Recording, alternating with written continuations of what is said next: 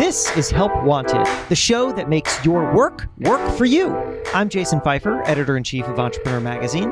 And I'm money expert Nicole Laffin. On Tuesdays, Jason and I answer the helpline and help callers solve their work problems. And on Thursdays, I give you one way to improve your work and build a career or company you love. And it starts now.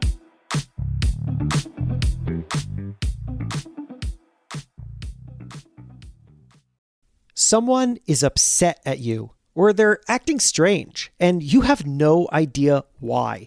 Maybe it's a colleague who's suddenly short with you, or a client who's fixated on some random detail, or a partner who snaps at you.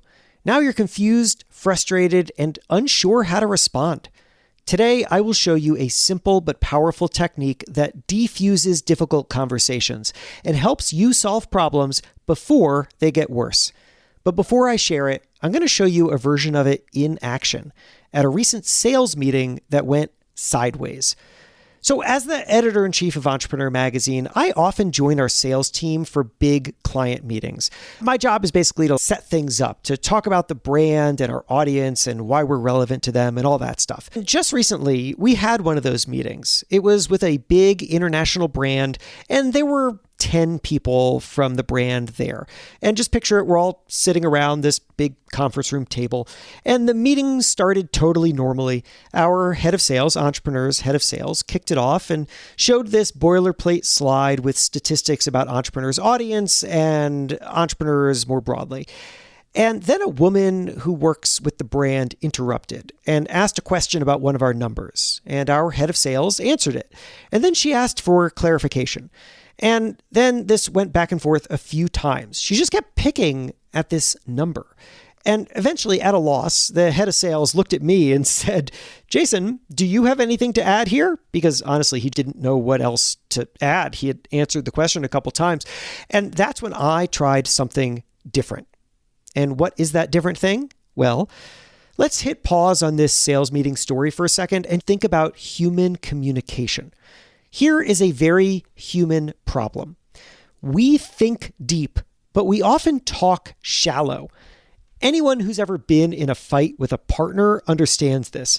You might be arguing about who should clean the sink, but it's not really about the sink. It is about something deeper, like feeling underappreciated or overwhelmed or whatever it is. But because big things are hard to talk about, we often articulate ourselves through little things. But there's a problem here. Shallowness begets shallowness. If you fight about the sink, you will just fight about the sink. You'll never address the deeper issue and nothing meaningful will get resolved.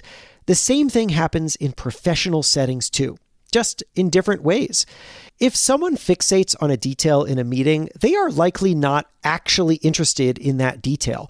They're interested in something deeper, something more complex, and your job is to figure that out, because that's the only way to really solve the issue. And how do you do that? You ask these 10 magic words. Here's what you should say whenever someone is upset or being confusing. Here it is. Ready? It seems like you've got a reason for saying that. That phrase comes from Chris Voss. He is the former FBI hostage negotiator who is now a master negotiator. His book, Never Split the Difference, has become required reading across corporate America. I recently spent some time with him, and this lesson from him really hit me. Just imagine it.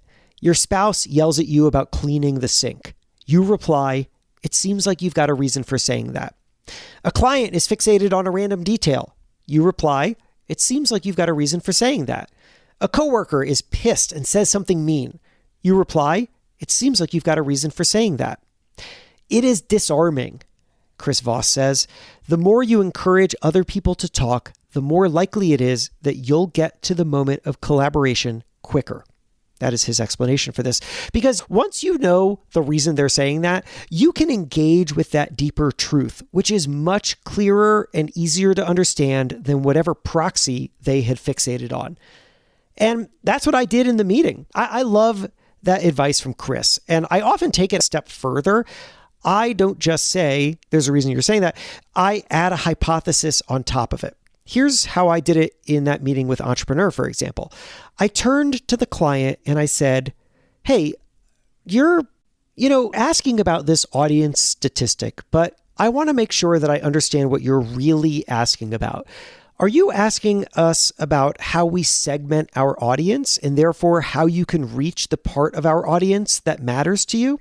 And that did the trick. The client said yes. That basically was what she was asking. And then the conversation became much more fruitful.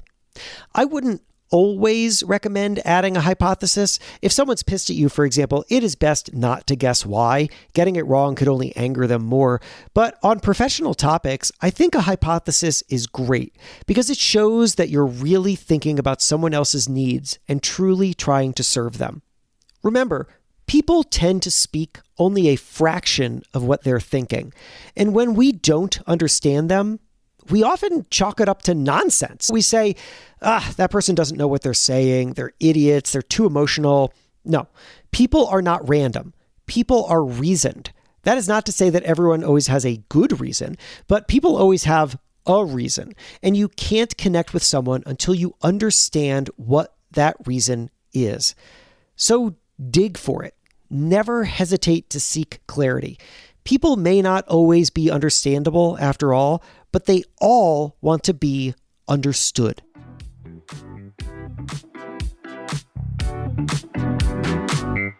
Help Wanted is a production of Money News Network. Help Wanted is hosted by me, Jason Pfeiffer. And me, Nicole Lappin.